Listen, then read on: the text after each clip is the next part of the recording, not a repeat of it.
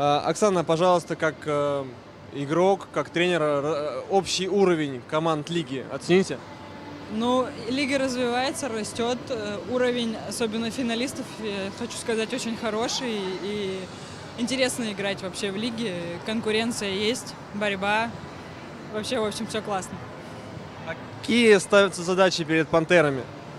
Конечно же, первая задача – это выйти в финал, побороться с «Грозой», желательно все-таки выиграть эту борьбу. Мы молодая команда, опыта у нас еще немного, но мы будем стараться бороться, показать свою лучшую игру. Получается, что матчи с обеими «Грозами» самые принципиальные. Ну, конечно, каждый матч принципиален, но именно вот с первой «Грозой» самый важный матч считается как бы на турнире вообще. Смотрят ли ваши подопечные вашу бывшую команду «Динамо»? Может быть, ходите вместе на игры?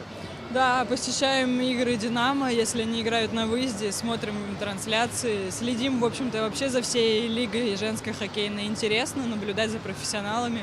Все-таки это самая мастеровитая профессиональная лига в нашей стране, и есть куда расти и стремиться. Вы как бывший игрок «Динамо», может быть, какие-то тренерские там уловки используете, которые вам тоже рассказывали ваши тренеры? Конечно, я как бы особо большого опыта в тренерском амплуа не имею, поэтому беру, собираю все, что услышала, где-то увидела за свою жизнь у других тренеров. Поэтому да, использую что-то.